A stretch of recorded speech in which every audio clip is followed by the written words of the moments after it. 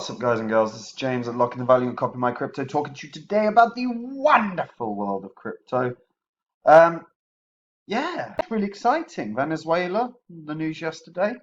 I'm going to get into that a little bit more in terms of why that's a big deal, because I think some people have got too excited on Twitter. Some people aren't necessarily excited enough from from my perspective. So I want to get into that a little bit. Um, with a little bit of historical context in terms of why I think it's a big deal. Before I do, as always, the spreadsheet's updated. These were the first 26 I spoke about on the channel that I thought would crush it in the bull cycle, all but Grin, um, and they were massively prior to the correction that we're still experiencing. Um, if you'd put $100 into each one of these, you'd be up $27,000 from a $2,600 investment. So that wouldn't be bad. I'm only in a few of these now. The rest are into better projects. That's exactly what I share on Copy My Crypto. I share the cryptos I'm in and the major benefits all of these cryptos offer.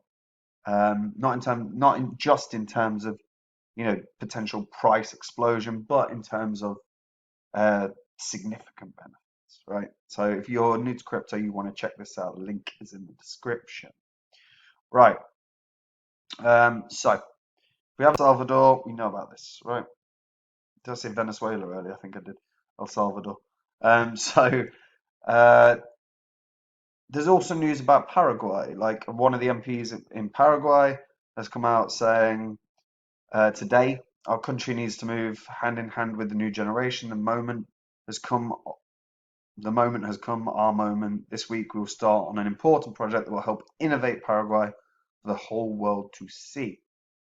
He concluded by writing in English to the moon and included a rocket emoji as well as the Bitcoin and PayPal hashtags.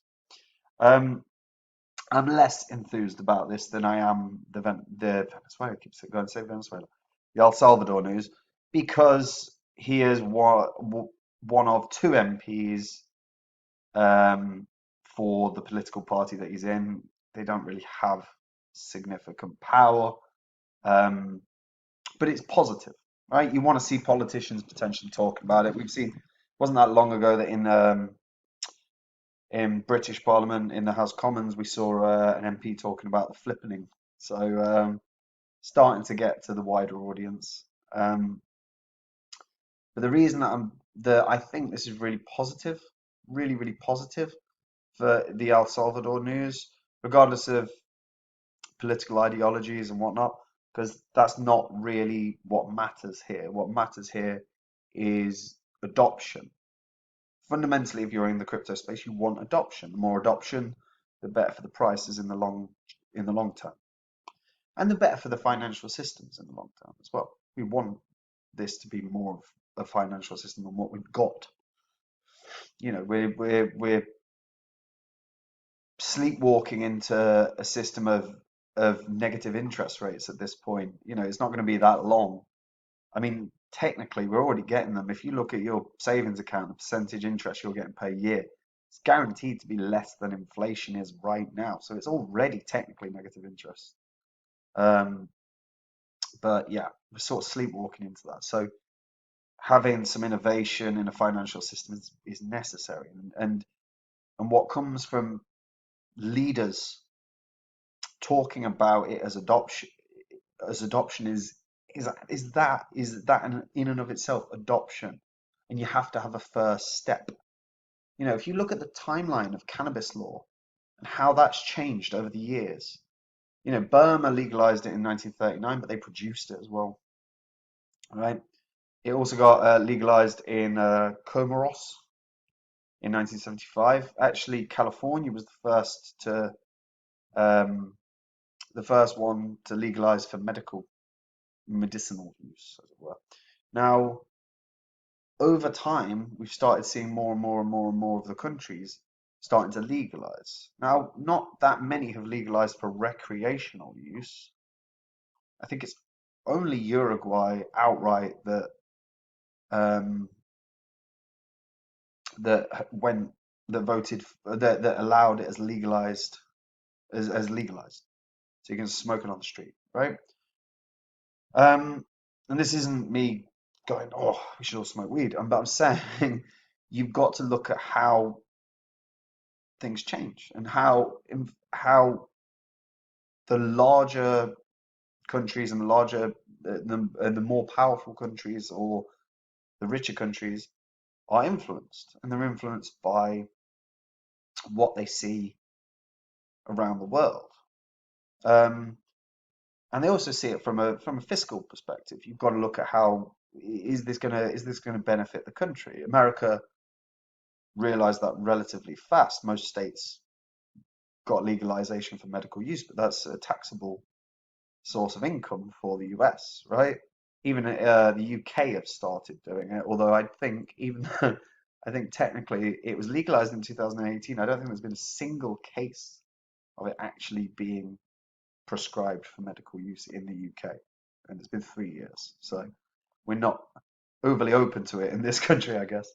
Um, but it tends to start with smaller countries in terms of legalization or in terms of adoption. And you've got to think about how that translates.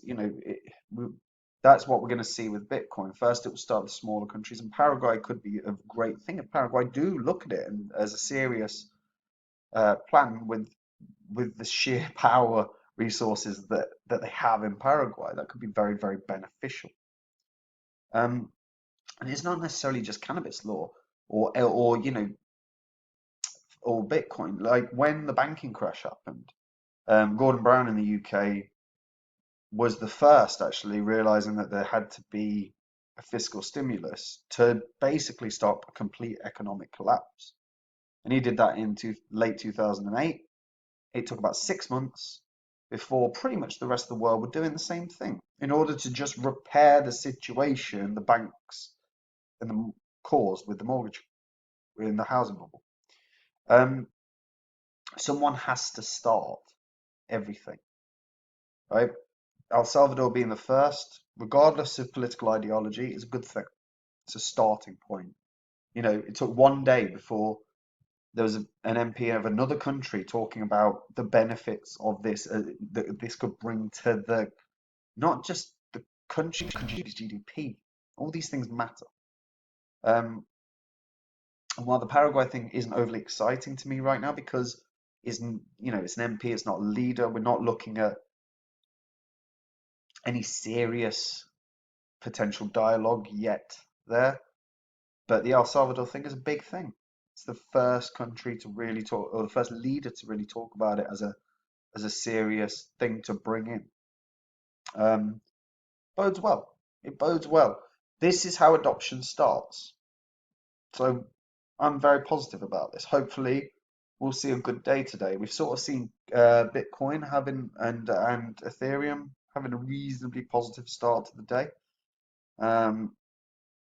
So if that continues, that'd be great. Although I've spotted a little bit of China FUD knocking about, so I'm not. I will reserve judgment, and we'll see in the evening if if the positivity in the market's still going to be the case, or small positivity. We can't really get too excited. But yeah, there is China FUD knocking about. I've seen a few stories of it. Today's the day. Today's the day for decisions. And if that goes against Bitcoin and crypto, you better believe that's going to hit the markets. So keep your eye on the markets because there could be a swing. But yeah, some people are getting way too overly enthused about the Paraguay thing. Some people are getting really under enthused. I'm I'm middle ground. If there's a dialogue that starts happening in the political house within Paraguay about seriously pushing Bitcoin as something to go alongside the national currency, or the fiat currency, that would be brilliant. Payment solution, not like we want to start seeing it go in tandem with an ecosystem that's already in place. If that's happening, then you're actually seeing adoption. If it's a payment solution, you'll see some adoption, but it'll be minor. Lightning networks are going to be implemented or are implemented in these countries, so that will speed up the transactions per second and whatnot, and it will mean that potentially the Bitcoin network doesn't get congested like hell. But um, I don't know. I think it's positive. I think it's really positive, and I think it's a matter of time before we really start seeing. Um, we'll see a few more developing countries, developing nations talking about implementing it to help boost their economy. But sooner or later, other leaders of the wealthier countries are going to have to accept that they're going to be missing out. You don't want to be the last one to the party. That's the phrase, right? Um, so we'll see.